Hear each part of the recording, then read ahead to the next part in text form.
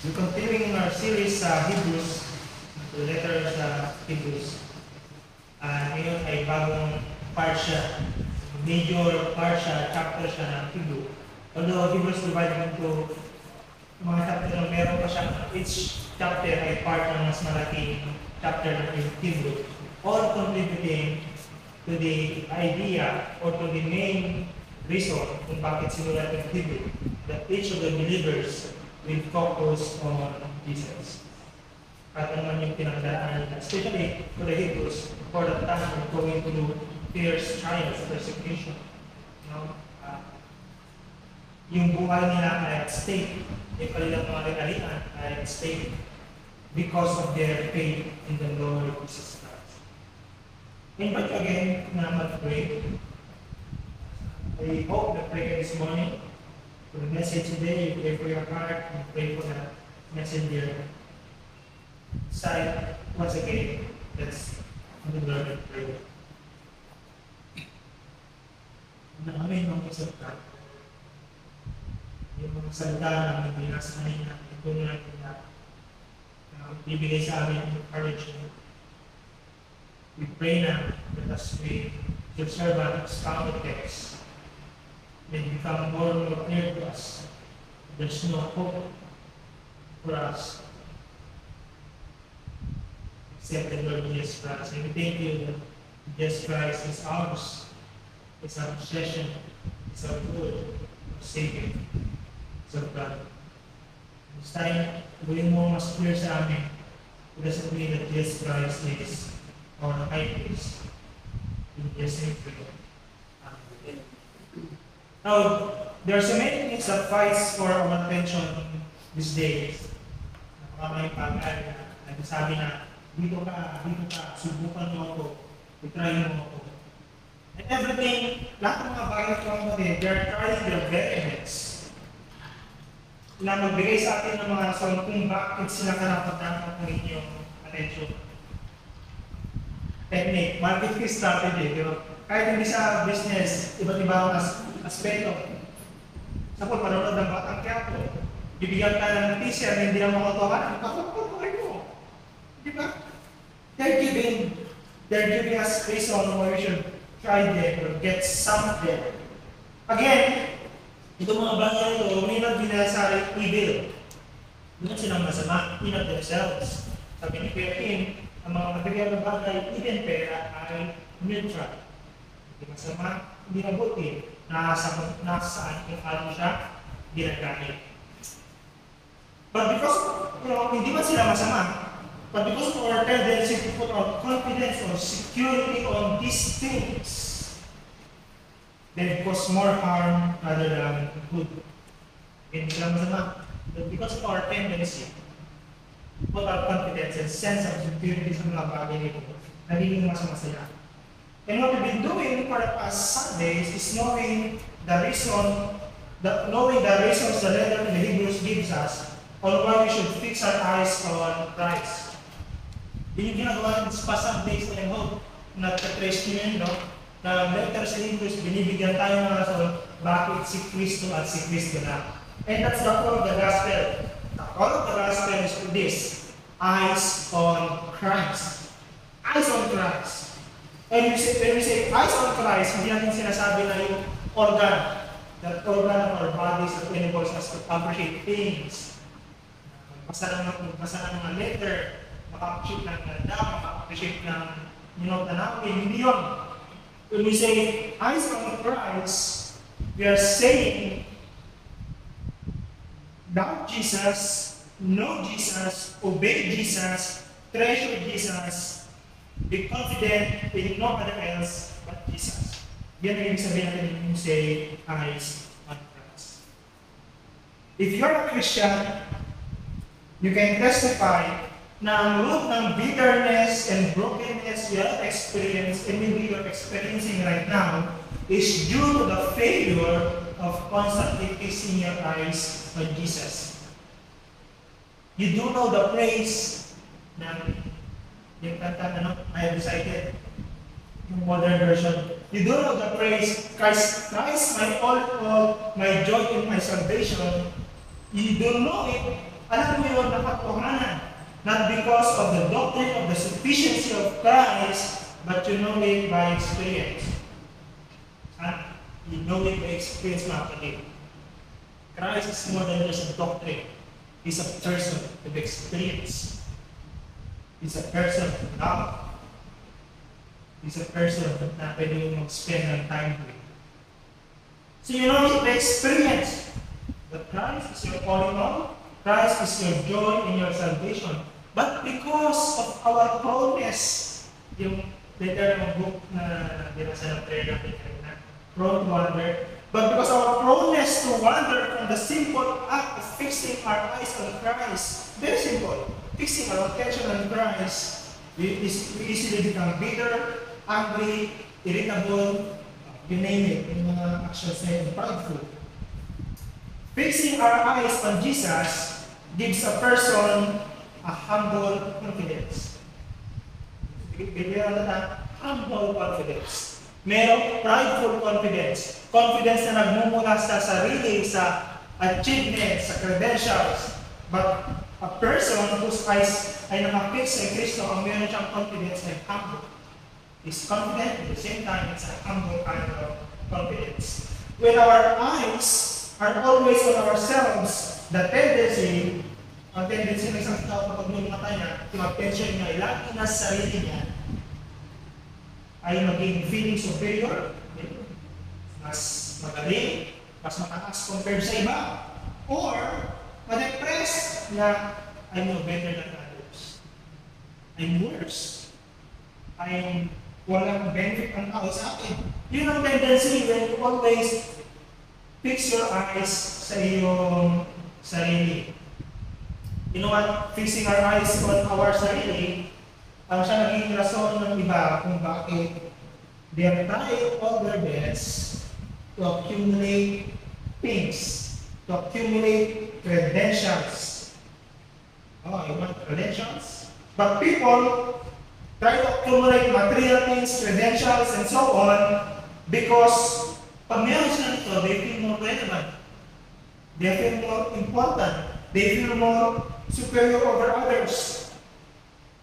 But because these things, yung mga bagay na ito, mga kapatid, again, hindi sila masamang in and of themselves, but because these things are temporal, they leave the person who has put his or her confidence in mga bagay ito empty and lost.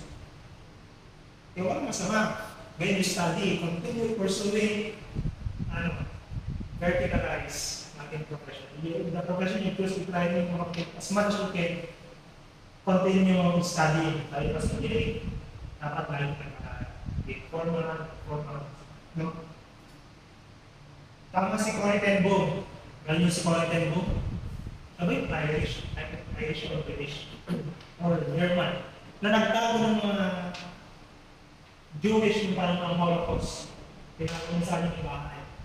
Sabi ni Corey ten Boom, if you look at the world, you will be distressed.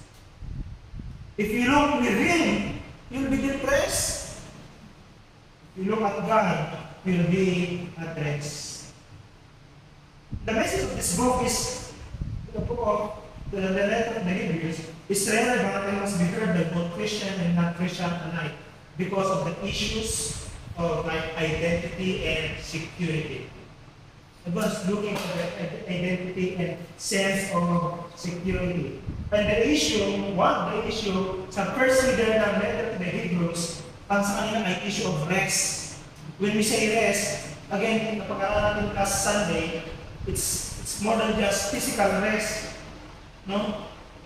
They are in turmoil na sa kaguluhan sila because of the present challenges of their lives. That is persecution, and they are thinking na it is better to go back sa dating buhay nila to the old days and old ways because they are not persecuted and they are protected by their religion. Noong panahon, pwede silang sumamba, hindi sila mandated na sumamba kay emperor worship. Kasi protected sila ng batas ng imperyo na for the Hudyo, na member ng sinagoga, member ng simbahan, okay lang na hindi sila sumamba sa emperor. Eh ngayon, naging Kristiyano sila. ginamit yan ng mga leader ng synagogue para isuplong sila sa emperor na ito yung mga tao ko, hindi man sila believer, hindi sila part ng synagogue kasi sumasamba sila sa ibang lord. Now, nawala na yung protection sa kanila ng sinagoga. Ang tendency is persecute mo sila, kunin yung mga kaya nila. Ang tendency nila ay manatalaman mo sila at least protected ka rin ng simbahan. So yun yung pananatang, they are challenged, they are pressured because of the religious persecution. The writer then, yung nagsulat ng letter to the Hebrews, remind them that you are looking for rest, you are going back because of the issue of rest, security, and identity. But when you don't, now I would like to remind you, ano naman kayong rest? You have rest far better than the rest na i-offer ng all days and all days ninyo. You have rest. Provided this rest is yours. Sabi ng kanya ng Hebrew, provided that you persevere sa pananampalataya no matter what challenges you face because of believing in the Lord Jesus Christ. And that's the moment na lang sa ating mga kapatid. The promises of the Scripture are for us. Para sa ating mga provided, sabi din ng Colossians sa atin, if you continue in the hope of the gospel. Yun yung prerequisite. Kailangan magpatuloy ka sa paniwala at pagkawak sa pag-asa ibinigay sa atin ng magulong balita kay Jesus. Okay, I would like to repeat, kasi connected siya sa atin yung word na rest. Rest here doesn't only mean physical rest. It means more than that. For some of you, alam nyo that you can be physically at rest, yet emotionally, mentally, inwardly unstable. Kasi pinakatulog ka mag-isip mo. The rest that the Hebrew, letter of the Hebrew is talking about is also referred in the Bible as shalom, which only can be yours if you are in right relationship with God. Nagdarating na natin ating Heidelberg Catechism na God's at the center, everything else flow from it. Kung mali yung relationship sa Diyos, obviously, may mangyari hindi maganda para Shalom is first and foremost a right relationship, and primarily a right relationship with God, your Creator. And this can only happen through a mediator. Through a mediator, merong nakapamagitan dapat between God and man. And we know that, kasi kaya nga ng interview at the gospel, that the mediator is no other than Jesus Christ, who died for you and gave himself for you so that you would be in right relationship with God. Right relationship with God can only be possible through a high priest. In the Old Testament, very clearly, it can only be in right relationship with God. Yung kanilang relasyon sa Diyos ay kasalanan sa high priest nila, sa kung ano yung ginagawa niya. Kaya yung mga high priest ay lagi nag-offer pupunta sa Holy of Holies. Yung tabernacle kasi nila, kung kita yung pagkakita ng mga governor, yung tabernacle nila may part doon na Holy of Holies. At every year pumapasok doon yung high priest para magpalay ng dugo ng tupa na pinatay para sa ipapatawad ng kanya kasalanan ng mga taong nire-represent niya. So, posible lang siya through a high priest. And the priesthood of Christ in the book of Hebrews, letter to Hebrews, is the central theme ng Hebrew. In fact, until chapter 10, yung pagtutukoy sa priesthood of Christ, it will be about Him as the high priest. So going to, I mentioned from one of our series, that the message of the Hebrews can be summed up in this phrase, consider Christ. Yung letter of the Hebrews can be summed up dun sa dalawang word na yun. Consider Jesus. When you say consider Jesus Christ, eyes on Christ. Fix your attention on Jesus. Hebrews chapter 4 up to 10 can be summed up into this: consider Christ our great high priest. It's still about considering Christ, but more specifically on his role as our high priest. And sinabi sa ating mga text na binasa natin kanina in verse 14. In verse 14, sinabi din mga kapatid, that Christ our great high priest.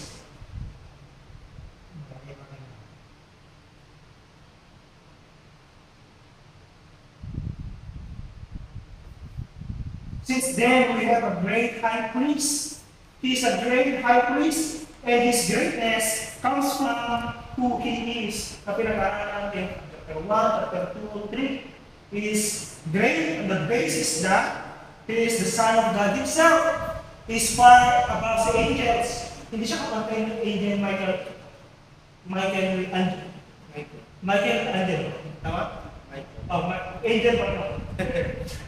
Archangel Michael, hindi siya kapantay dahil kasi kasama na mga setup na mga Jehovah's Witnesses. Kasi nasabi nila si Angel Michael at si Jesus Christ ay isa, but the letter of the Hebrews is very clear. No! Jesus Christ is not an angel. He is above the angel because he is the Son of God himself. And above din siya kay Moses.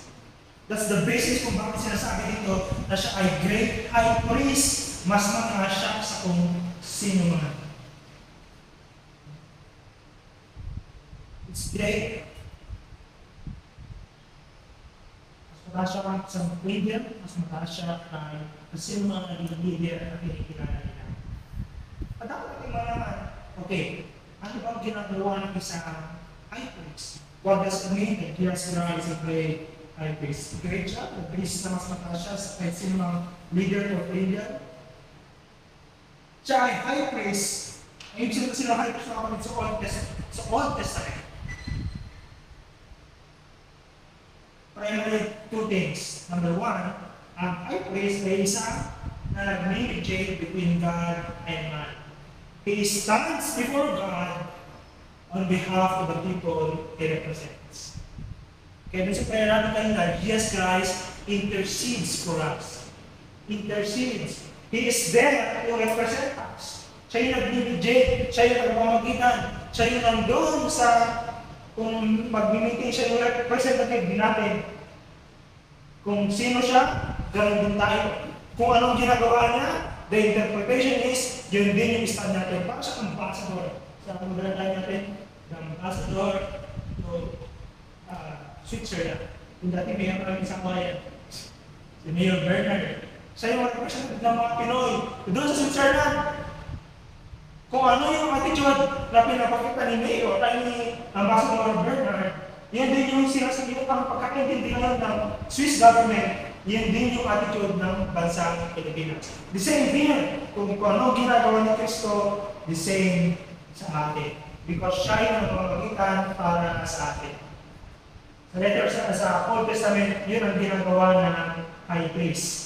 Siya ay namamagitan para sa kanyang people, sa kanyang bayan. At pangalawa, ang high priest is someone who is holy or set apart to perform things that are regarded as holy. Ginagawa niya yung mga bagay-bagay na regarded as holy. At sinasabi ng ating text na si Jesus Christ ang ating high priest.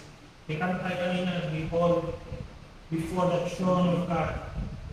Before the throne of God above, I am strong and perfectly. A great high priest whose name is God, who ever lived and lives for me.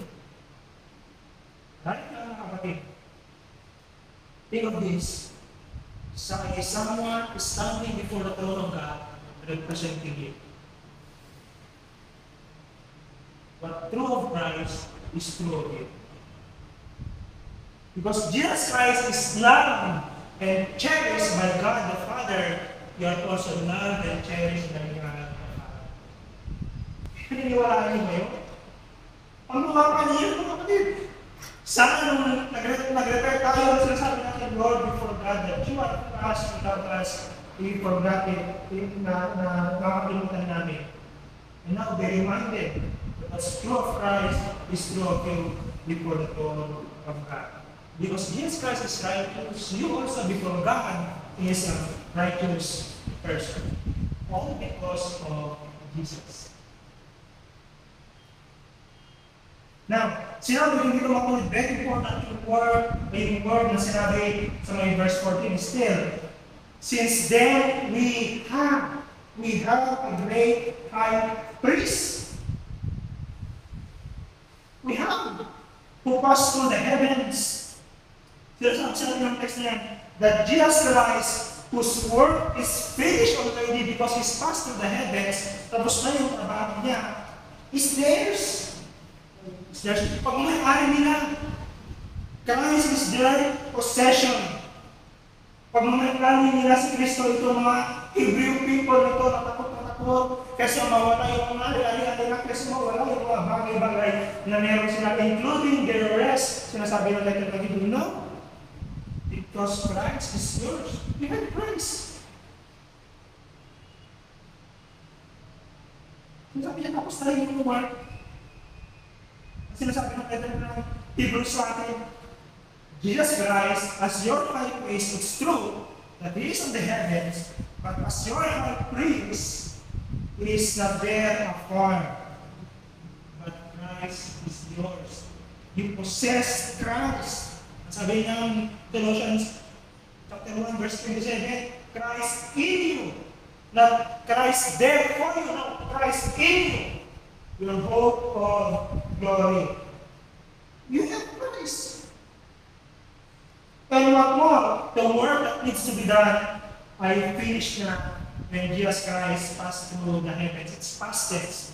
The word passed through the heavens are in past tense, meaning no need to prove yourself. No need to prove yourself, to prove your worthiness. Because Christ is dying. All you need to do now is fix your gaze upon this Jesus. Give that. Sabi ni Nams Program, that's the Christian life. From the beginning to the end, looking unto Jesus. You know what? These believers possess Christ. And these people, amazing na observe ko, these people, as you know, are struggling ones. These people are people living in fear for their lives. Nag-struggle sila. May mga challenges sila. May tumatakbo sa isip nila na babalik na sila sa dati nilang buhay. Kaya dahil the Hebrew says, you have Christ. The basis of you having Christ is not on what you feel or not on your circumstances, but on the fact na ito, you have Christ by faith. May the Christian life is not cloud9 lagi. The Christian life, kapatid, hindi laging ayos, masaya, hindi ka laging passionate, hindi ka laging gusto mong kumanta na tayo, buti-buti mo Panginoon. Maraming times na makatanong ka, Lord, mabuti mo talaga. Hindi ka laging kumanta ng Lord, you're with me. No, Lord, kasama mo pa talaga kita. There are times like that. There will be times of pains and struggles. In fact, maybe some of you are going through some kind of pain struggle right now. There will be time of doubting. There will be time of buntong hininga. Marami din tayo na ganun. But don't ever forget this. As the writer of the Hebrew tells the struggling Hebrew believers, the text also tells us now that Christ is yours. And knowing that Christ is yours forevermore, Christ is mine forevermore, Christ is yours forevermore, regardless of your feelings of sometimes far from God, you can say and sing, Christ is yours. And this is enough for you to remain faithful in the walk. I can never struggle. Because we have Christ as our high priest. We have Him. He is mine. Oh yes, maybe my past weeks, because of the struggles, because of my wrong decisions, because of my deliberate sinning and backsliding, I doubt now if Christ is really mine. I doubt if I'm a Christian. But the Bible assures me, and assures of pardon. If you are in Christ, you are in Christ. If you are in Christ, Christ is yours. Christ is yours. Does that comfort you out there? Does that comfort you? Dapat. Kasi life is not always passionate. You are not always likable. We have moments that even you yourself will get tired of yourself. Pagod ka sa sarili mo, wala times like that. Kausap ko yung national director namin sa university, bago kong umuwi dito. And sinabi ko sa kanya, a lot of times, Lord, ano ba? Pagod na ako sa buhay ko nun. Ito yung gusto ko eh.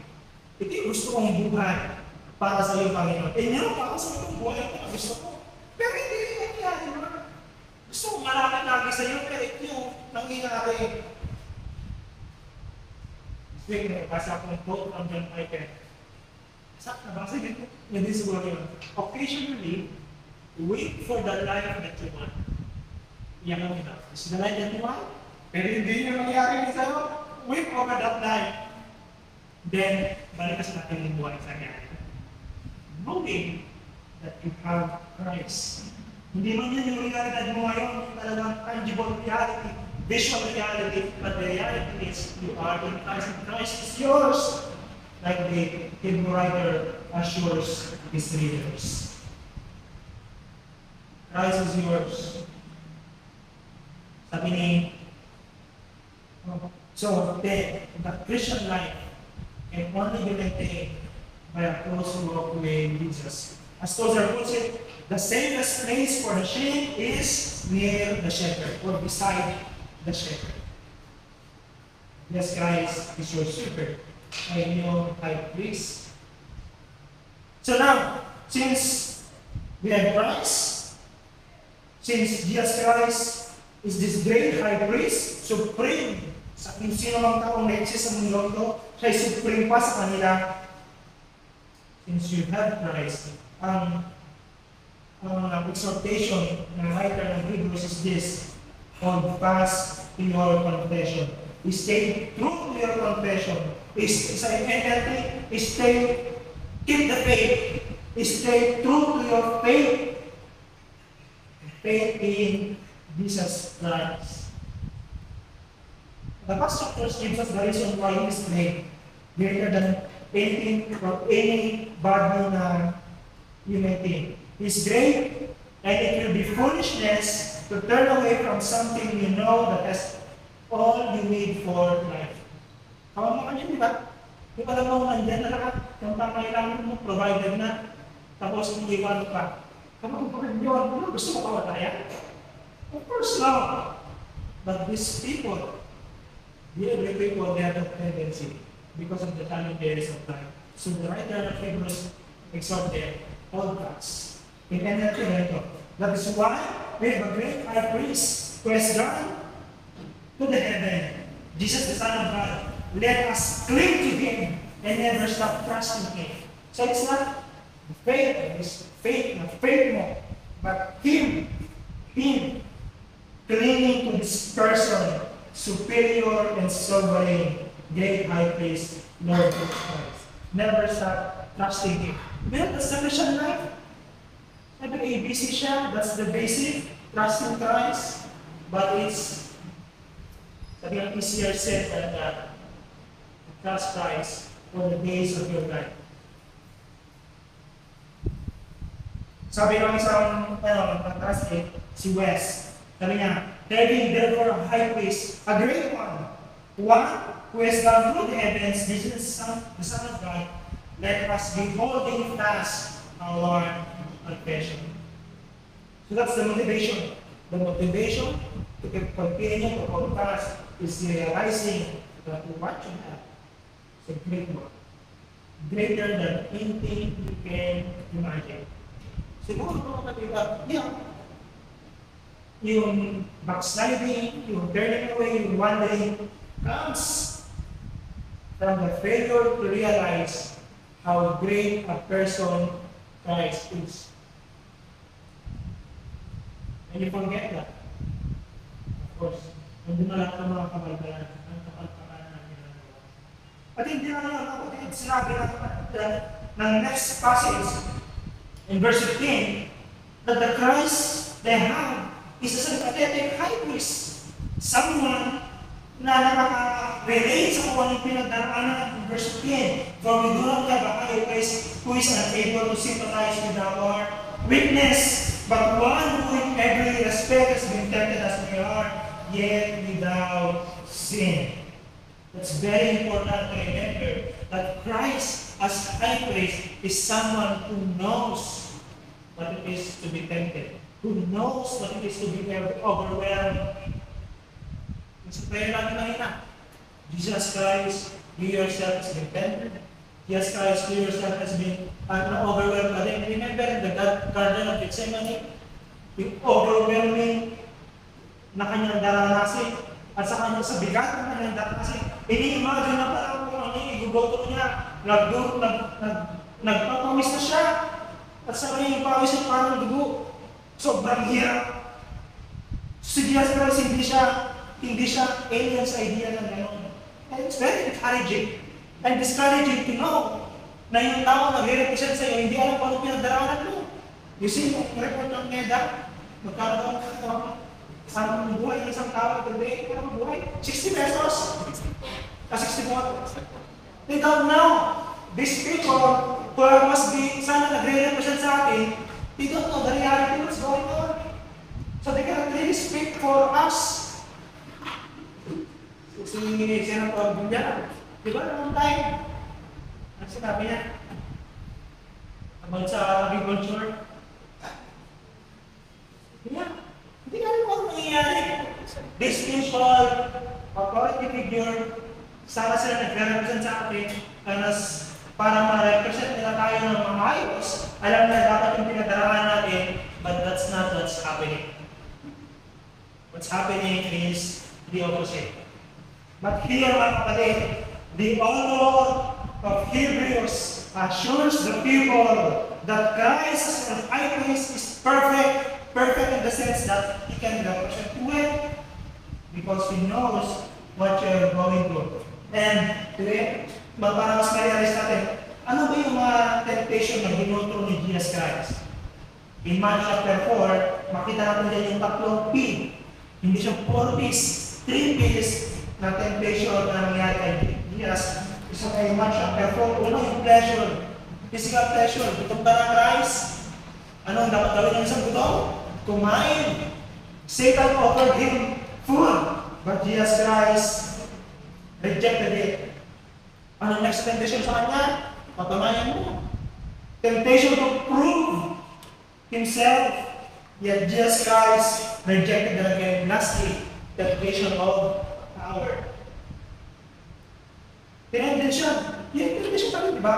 Pleasure, proof, power. Kumain sa sarili mo. That's why you accumulate things for yourself in order to prove yourself. But Jesus Christ rejected them all. Mga kapatid, itong mga bagay na ito na pleasure, proof, and power again are not bad for themselves because ultimately binigay din kay Jesus Christ ito. Na kay Kristo ang highest pleasure, si Jesus Christ ay Lord of all, sovereign over all, at na kay Jesus Christ ang supreme na kapangyarihan. What made them bad is the means of getting it. Doon siya tinipisintan. Okay man yung main offer. But the means of getting these okay offers ay bad. Pleasure, you've been made for pleasure, you know. And what's more, the highest pleasure that you can have is to glorify God and enjoy Him forever. You're made for that. But there are other ways na in-offer Satan to get pleasure. That's why nag-protest tayo, PMS is wrong. Premarital sex is wrong. Pagyaman sa pamamagitan ng pagbenta ng drugs. Mali yun. Maganda na bang imaman. Pero yung means of getting rich ay wrong. confidence and said, yes, Christ was able to overcome all these temptation. And last mga kapatid, itong temptation para sa mga Hebrews. The temptation to surrender or to give in. Yes, Christ experienced that. Especially in the Garden of Gethsemane. And pray niya, Lord, kung maaari Panginoon, wag ito. But, not my will be done but yours. Yours, Lord. Yes, Christ stayed true sa kanyang confession. Ang sabi niya sa mga disciple, I have a food that you do not know. And my food is to do the will of my Father in heaven. At simula kapanganakan o hanggang sa pagkapanganak niya through Virgin Mary, hanggang sa kanyang kamatayan, ginawa niya ang kanyang confession to do the will of His Father in heaven. He remained faithful.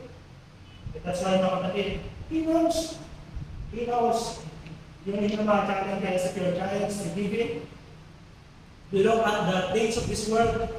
Siguro mas maganda kung mag-gawa Christian. Mas madali irangan pag mag-gawa Christian. It's easy to compromise your values. It's easy to do things that against the Christian values, the kingdom values. But now, look at your Savior, Jesus Christ. The same temptation has come upon Him, and He was able to overcome it. Mag-isa niya lang. Buksan niya ang Father niya, na, kapatid, all the more that you be encouraged. You have Christ not only as a model, you have Christ as your brother, as your head. You have the Holy Spirit to empower you. All the more, mga kapatid, na ikaw ay magpatuloy sa kanyang pakaya, all the more Hebrew believers, and you continue in the faith, not give in, because of the greatness of the high priest of the America. That's encouragement. So, okay, after this, go on na naman sa mundo, sa area ng mundo. Yan, temptation, mga kapatulan, temptation to give in. Ano mga ginagawa mo na may not be religious, but good. Good yung ginagawa mo sa trabaho, sa school, and there's a temptation to give in and stop doing this good for the glory of God. Kasi pagod ka na, no. Continue doing it. Continue being patient. Nangangailangan ng tanong mo. Continue studying well. Continue doing business. Treating others well. Continue doing those things. Do not give up. Because Christ is there to help you and will pay for you. Again, kapatid, like we've talked a minute ago, it's good na meron tayong affiliation, knowing, kasi church life is not always magandang life. Tayo may come because of our sinfulness, hindi mangyari, pero ay next to God, because of our sinfulness, magkikiskisan talaga ng ugali. Because of our imperfection, nabubuhay pa na tayo sa tension between the here and not yet, meron mangyari hindi maganda. But the good thing is, we have people outside of this fellowship, we have people at the back ready to support us. Same thing happening here. You have great high priest Jesus. Continue on with your imperfection, continue even your struggling, because the reality is this. We have a great high priest in Jesus. Next Sunday, I hope to go through the reason kung bakit pa siya sinabi ang great high priest. Basically because of his sonship and of his eternality. And I hope you'll be more encouraged than next Sunday. It's so much for that, mga kapatid. So much for today again. Continue to meditate on it. Later on sa ating communion, we'll be reminded again of the greatness of our Lord Jesus Christ. Continue holding on, not give up on the hope we have in Christ. And you have to be silent for a while. And then maybe minute or two, magkanta tayo kung sa kanta natin. We'll go without